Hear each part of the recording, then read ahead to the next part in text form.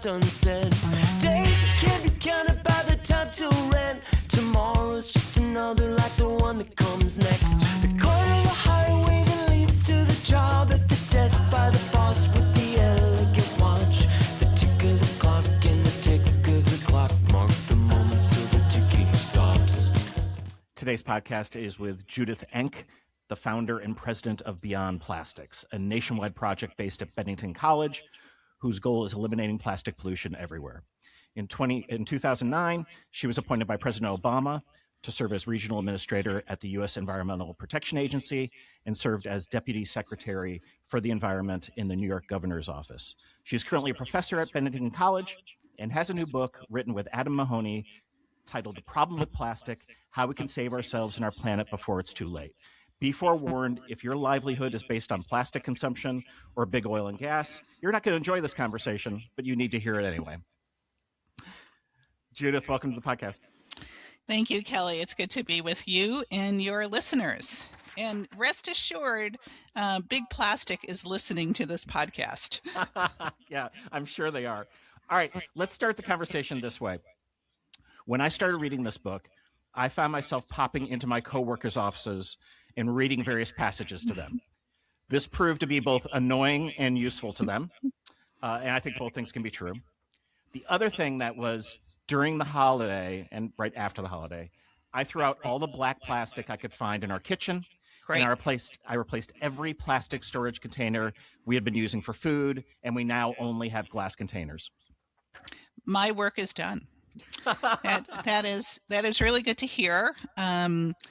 And the reaction from your coworkers is, they're practically a member of the Enck family now, because my friends and family often say to me, enough with the plastic. What I remember is hiking with my family in beautiful wooded areas and pointing out, oh, look at that plastic on the ground. Look at that plastic bag in the tree. Look at this, look at this, look at this. And then it leads to enough. Just enjoy the hike, which is good advice. But plastics is everywhere. You look up, you look down, just in the natural environment. Again, over the Christmas holidays, we were hiking in a state park and we took a little shortcut through the parking lot. And right on the edges of the parking lot, I was so amazed at how many little tiny colorful pieces of plastic were on the ground. And I guess, when they go through and clean the parking lot, you're not going to get these little tiny, teeny pieces.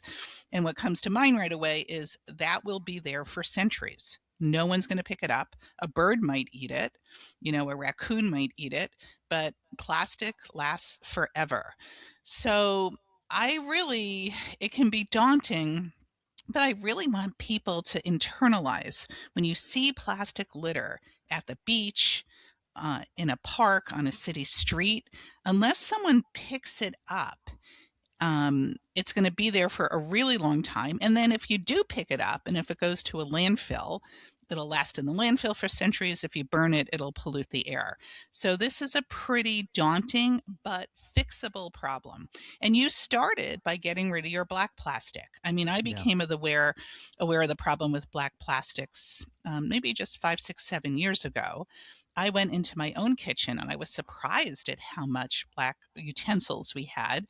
And the reason we want people not to use black plastic is because it's often made from recycled electronic waste, your old computer, your old cell phone. And when plastic gets hot, that is when you run into real problems. And I was using black spatulas until I learned about this. A little black plastic in your morning omelet, day after day is a problem. So if you got black plastic, just toss it in the garbage, as painful as it is. And then work really hard to avoid black plastic for takeout food containers, which is difficult. But definitely don't store it. And I hope all your listeners know not to put plastic in the microwave. Yeah. The other thing I did was I replaced our dog's plastic food and water dishes with metal. Smart. It's interesting. So I'm just thinking of this now. It's not in my notes. A couple of years ago, I interviewed an author, and basically he was proposing that the future is audio. And he was talking about, how we're going to be able to open our closet door and it will tell us what kind of coat we need. And the reason it's audio is it's fastest. It is the most convenient because, any other form of communication, there's a lag a bit. And the problem with plastics you talk about is this idea of convenience. Yeah, but the alternatives can be equally convenient if they are made available to us. When you go to the supermarket, if you can buy something in metal or cardboard or glass, you should have that choice. The problem is the choice has been taken away from us. No one has voted for more plastic. Nothing tastes better in plastic, but because there's a glut in fracked gas, we have the dramatic increase in the use of plastic. The people who decided this for us are the fossil fuel and chemical companies, not Right. policymakers, not voters, not consumers. So let's talk some of the history because I did not know about the group Keep America Beautiful, which formed in 1953. Who are those folks? So they are mostly packaging companies, consumer brand companies who wanted to block any kind of progress in legislatures around the country. They were specifically formed to block one of the most successful laws on the books, which is known as bottle bills, refundable deposits on beverage containers. So you Sure. have an incentive to return them. It prevents litter. 10 states have bottle bills. It was the first bill I ever worked on as a college student, and they work very nicely. Well, Coke and Pepsi liked the status quo. They sell you their product and then they're done. There's nothing else they have to worry about. So Keep America Beautiful was formed by the very companies that were opposing the bottle bill. And they introduced the concept of, it's our own personal responsibility to solve this gargantuan problem. And yeah, people should not litter. That's a given. But what they don't like to see is new laws or new policies that affect systemic change. And that's exactly what we need. They spend a lot of money running TV ads. Older folks might recall the crying Indian. Oh, and yeah. that was actually an Italian actor. And the message is the problem with pollution is caused by you and I. No mention of Coke, Pepsi, McDonald's, Exxon, Dow, DuPont.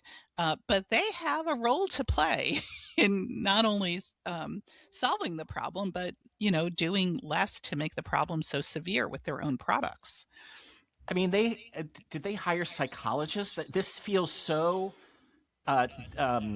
evil and smart to call yourself Keep America Beautiful, first of all, because you're doing the opposite. The crying Indian ad, which was iconic. I mean, if you talk about the most important advertising of the last 50 years, that is in there, if not top 10, right? And so they were playing a long game that they seemingly are still winning. Yeah, I think you're right. It was interesting. I was in Washington, D.C. Earlier this week, being interviewed about the book at the bookstore Politics and Prose. And Yeah. It was a packed crowd, which was so nice to see on a dark and stormy Wednesday night. And someone in the audience spoke up, and he essentially did a confessional to the group at the book reading, saying that he used to work for one of the largest PR firms in the world and worked with Fortune 500 companies to basically figure out how to block plastic bag bans. And I mentioned some of the policies that I work on around the country, and he admitted, "Oh yeah, we worked on this, we worked on that." So this is big money going up against common sense, and it's not just like the obvious PR strategies, but I think they do work with people who are expert at consumer choices and psychology and music. I mean, last year or the year before, they enlisted Bill Nye the Science Guy to promote Really? plastic, which was really heartbreaking. Yeah. Oh, I can't believe he did that. Okay.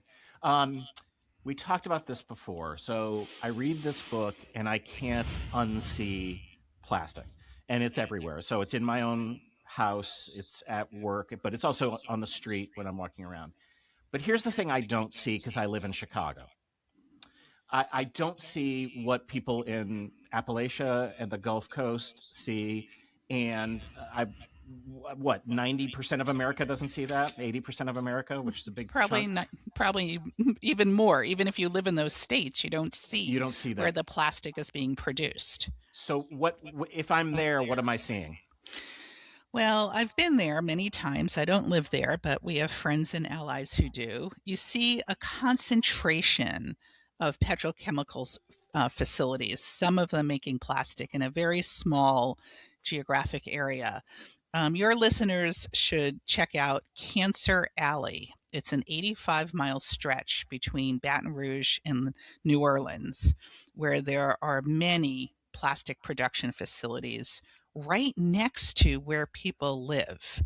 And these are called fence line communities because your backyard fence goes right up to your neighbor, who could be an oil refinery or a chemical production plant, a plastics plant.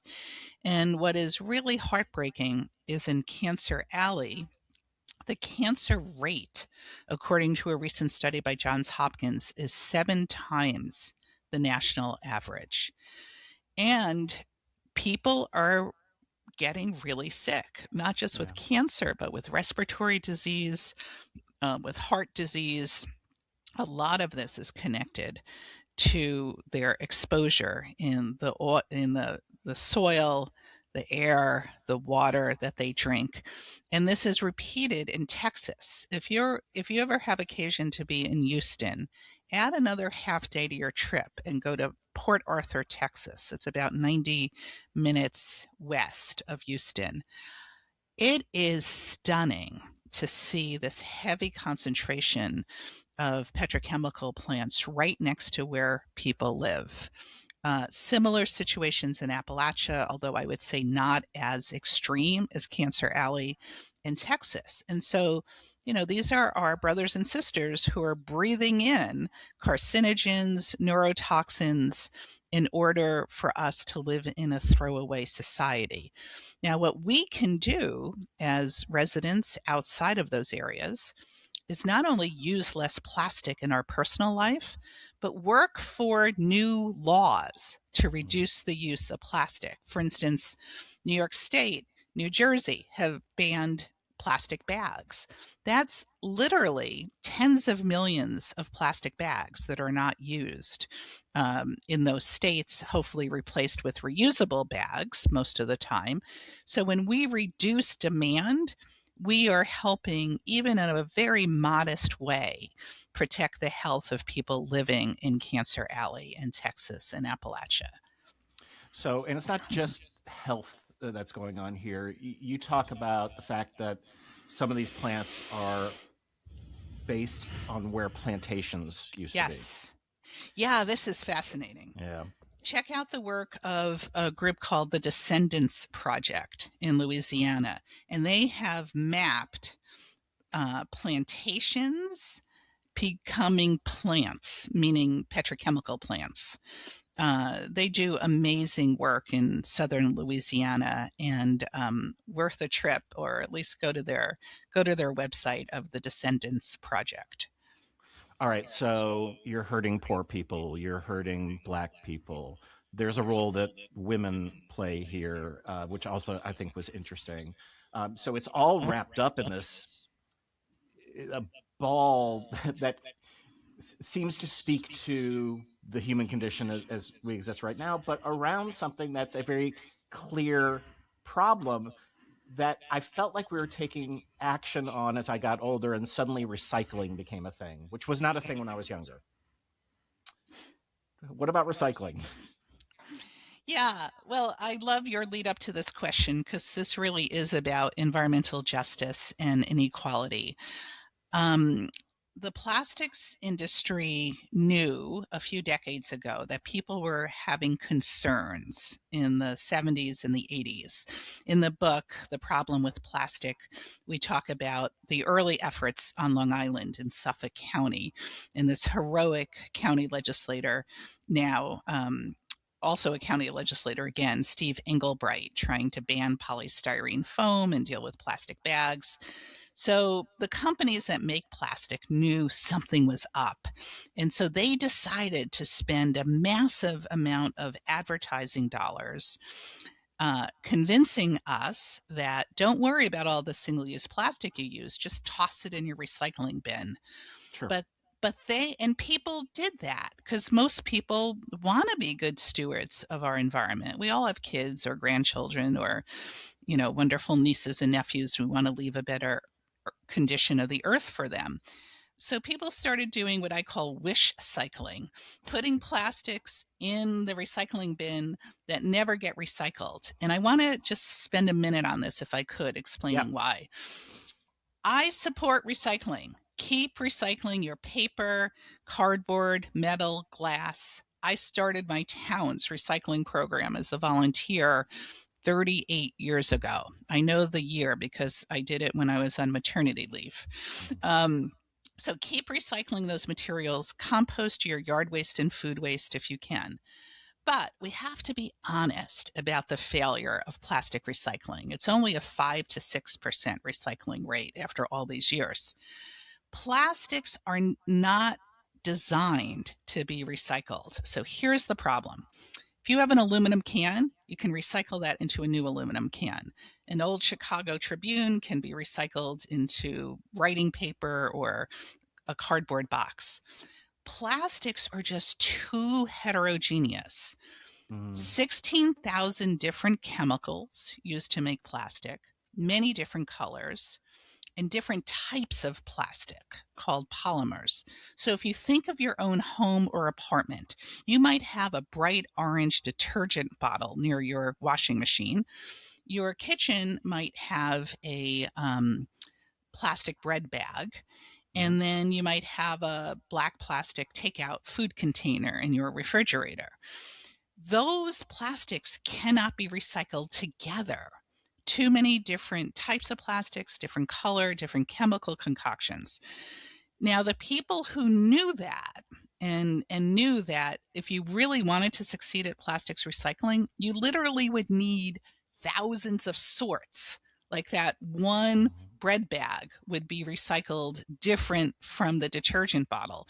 The only plastic recycling success story is plastic soda bottles and bottled water in states that have bottle bills or mandatory deposits, because that's one type of plastic, PET plastic, that is kept source separated from everything else. But if you don't separate it at the outset, you're not going to be able to recycle it. So that's why plastic recycling has never worked. I had an article in The Atlantic with a headline, kind of a screeching headline: plastics recycling has never worked and it never will. I got very little pushback on that.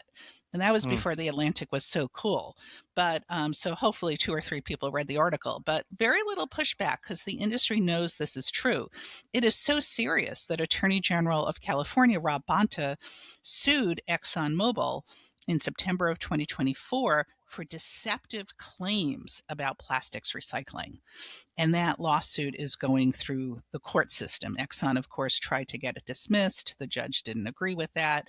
Now they're trying to get it out of state court into federal court. And the Attorney General of California, Rob Bonta, I predict is going to win that case because it's all about math. So that was the myth that to this day, many people believe. Just keep tossing your plastic into the recycling bin. And unless it's marked on the bottom as number 1 or number 2, the plastic will go to your recycling center, but it gets picked off the conveyor belt lines and is set aside to go to a landfill or a garbage incinerator. So I've worked with enough behavioral scientists that I know that this is a big problem with choice and with all these other, system 1, system 2 thinking, you name it, in terms of how human beings, operate in the world. One of my favorite lines from the book is actually not your line. You're quoting Anne-Marie Bonneau, if I'm pronouncing that correctly. Yes, I love that. Mm-hmm. She says, "We don't need a handful of people doing zero waste perfectly. We need millions of people doing it imperfectly." She's brilliant. She's right. And also, people have guilt about using so much plastic. And, some people are surprised when I say, don't feel guilty about it. You often don't have a choice, and you can't shop your way out of this giant problem. People should try to reduce their use of plastic for their own health benefit. And let me explain that for a moment. But we really need new laws. So just like we have fuel efficiency standards for cars, we need environmental standards for packaging and the use of plastic. We're never going to get rid of all plastic. And there are some uses that make sense. For instance, your car bumper is probably plastic and it makes the car more fuel efficient. Wind turbines have plastic in them. What I'm concerned about is the pointless plastic. And that's most plastic that's being used today. So the reason why you should get rid of plastic in your own life is not just because you're altruistic and you're a supporter of Beyond Plastics, which I hope you will be, beyondplastics.org. It's also because just in the last few years, scientists have identified the presence of little tiny bits of plastic in different parts of our bodies. They're called microplastics if they're 5 millimeters or less. And in the last few years, scientists and doctors have found microplastics in our blood, our lungs, our kidneys, in the human placenta, both the fetal side and the maternal side. So that means our children are being born pre-polluted. Microplastics have been found in breast milk, in testicles, and then the plastics companies started saying, well, yeah, there may be microplastics in your body, but there's no proof of harm.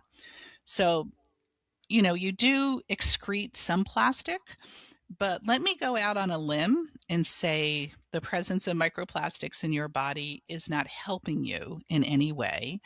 And unfortunately, I mentioned the 16,000 chemicals used in plastics. They hitchhike on the microplastics. So you don't just have kind of the physicality of it, like having microplastics in your gut. You also have an exposure to some of the toxic chemicals used to make plastic.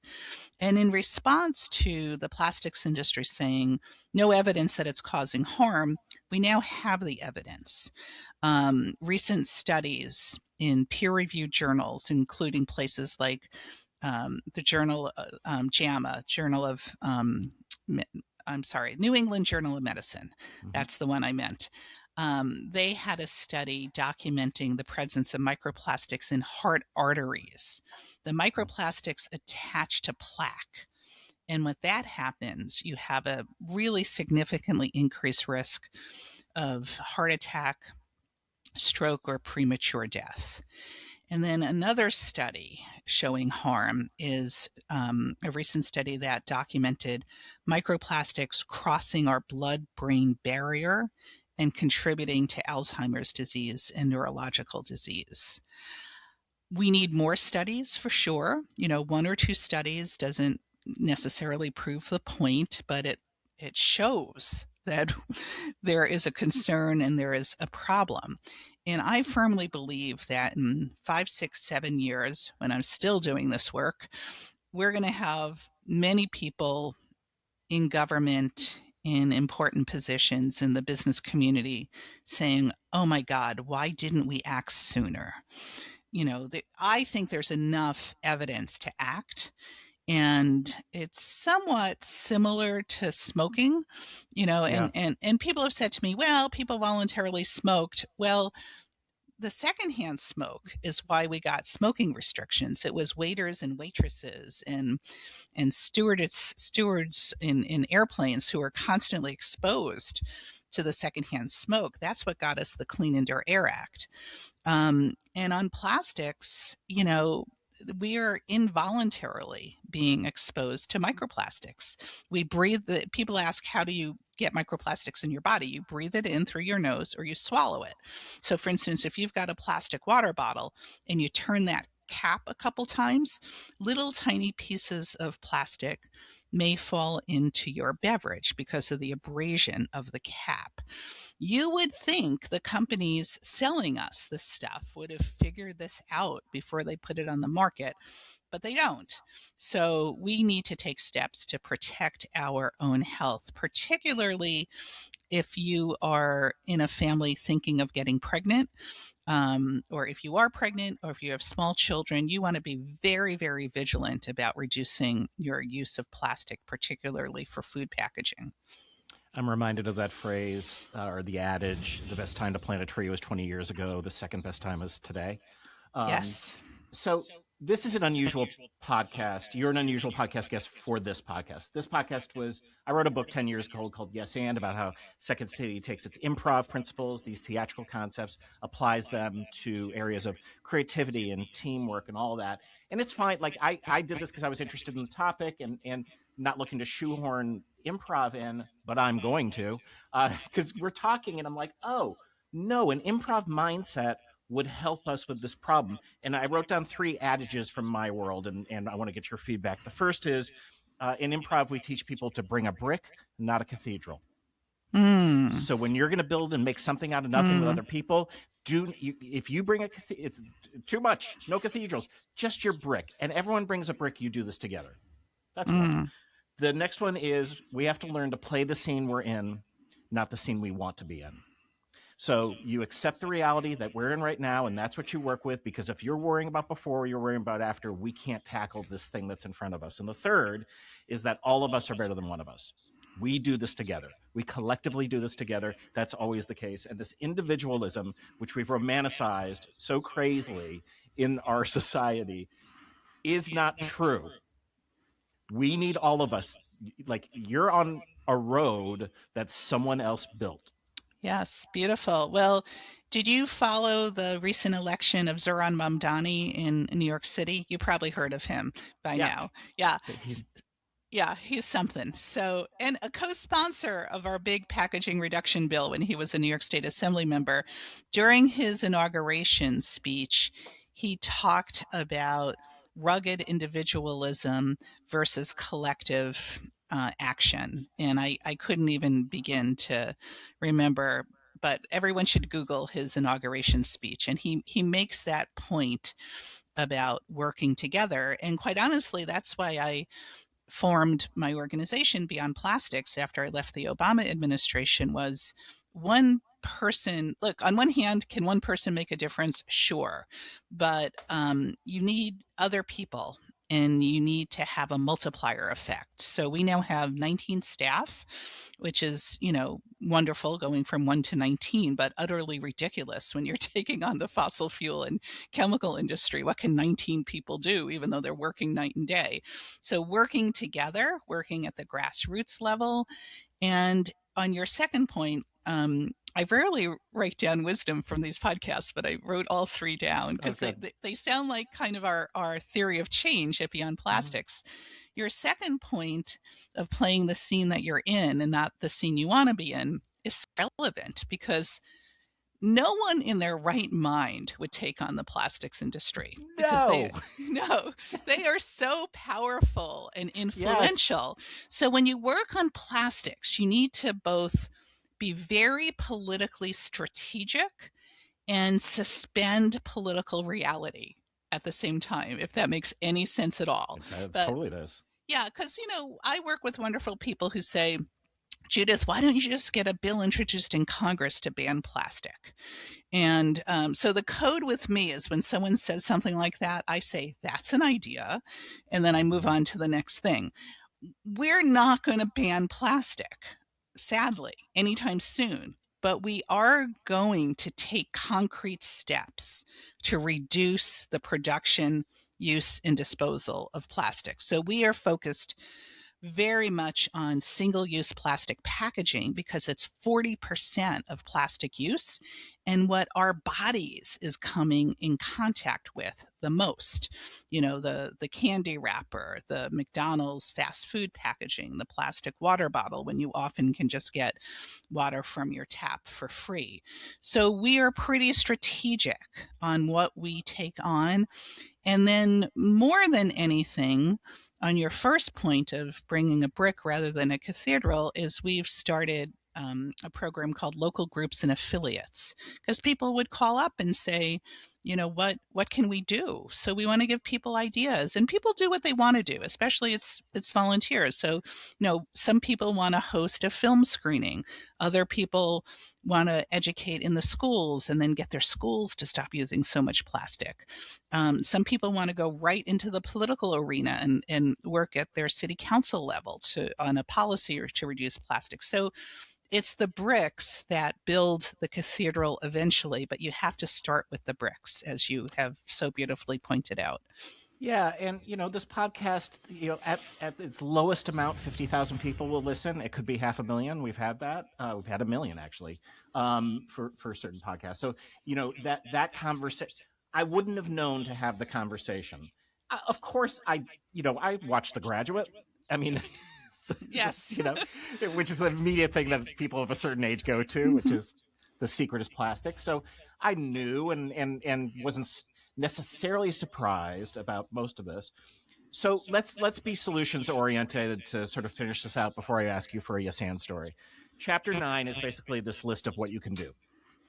So the first one is stop buying plastic bags. Mm-hmm. All right, I'm trying to figure out. I get this in terms of bringing my tote to the Jewel or whatever my local supermarket is.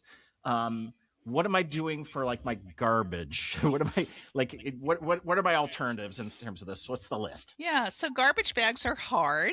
Most communities require that. But if you're good at waste reduction, you're probably only using 1 or 2 garbage bags a week, as opposed to if you go to the supermarket, you may be handed 10, 12, 13 plastic bags.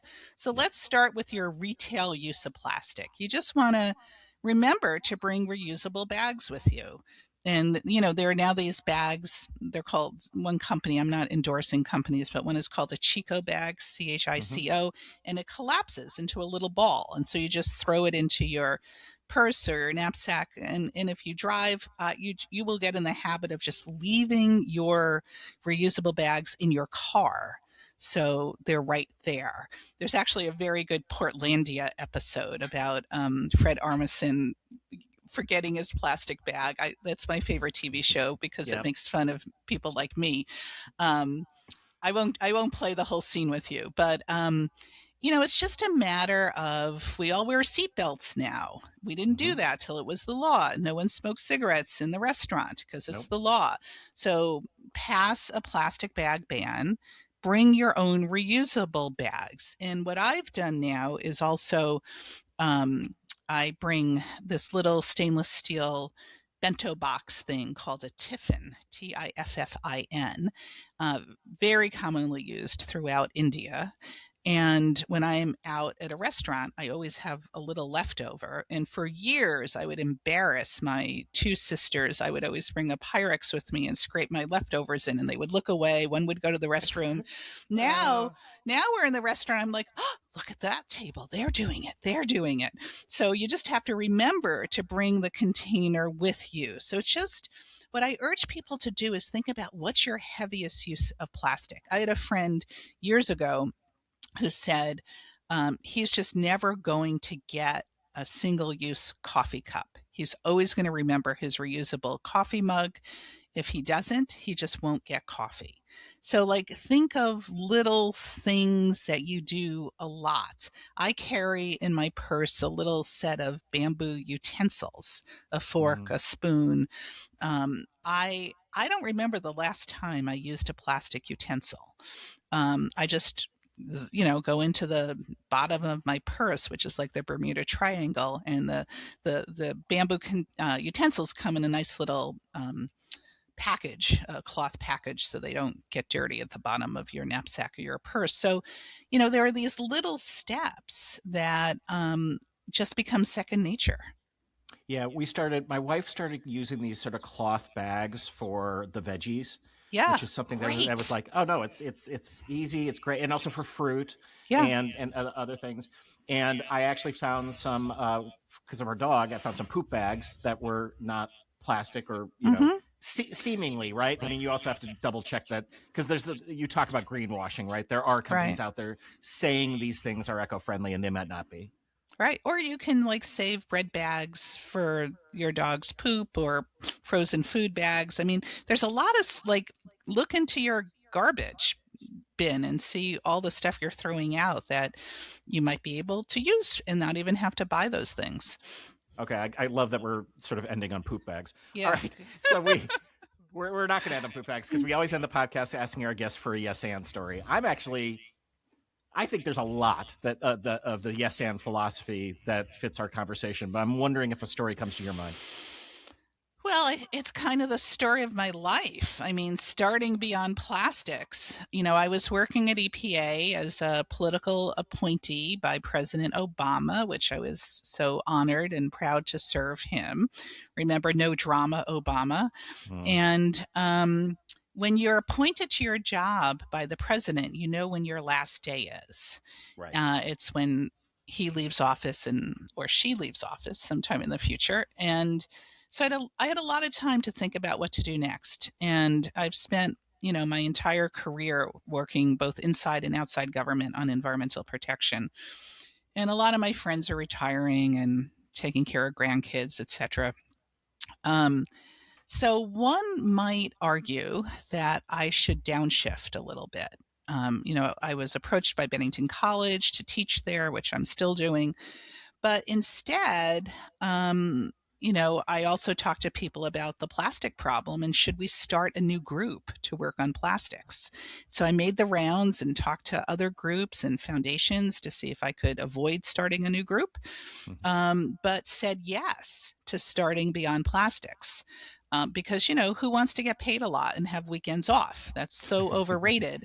So I am working really hard every day to build Beyond Plastics. And more than that, it's just one organization, but to build a movement from the bottom up to reduce the production, use, and disposal of plastics. So I'm really happy that I said yes to that. I don't know if that's the sort of answer you're looking for, Absolutely. but Yeah. yeah, and now it's very demanding, but it's also fun.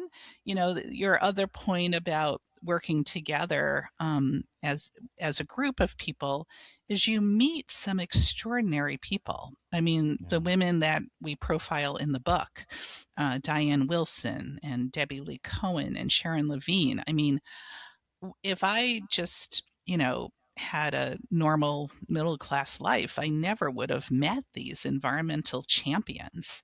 And, that's been the real blessing in my life over the last 40 years is the people who I've met who do so much more than I do and put so much on the line working to protect their communities and their health from pollution. I mean, it's the greatest honor of my life. I mean, I loved meeting Obama, but I'm actually more over the moon meeting the Sharon Levines and the Diane Wilsons of the world. These are people who, up against extraordinary odds, are standing up to big corporations and getting things done. Yeah, it's really inspirational. It's not a drag. Everyone should read the book. It's called The Problem with Plastic: How We Can Save Ourselves and Our Planet Before It's Too Late. Judith Enck, thank you for coming on the podcast. Thank you, Kelly.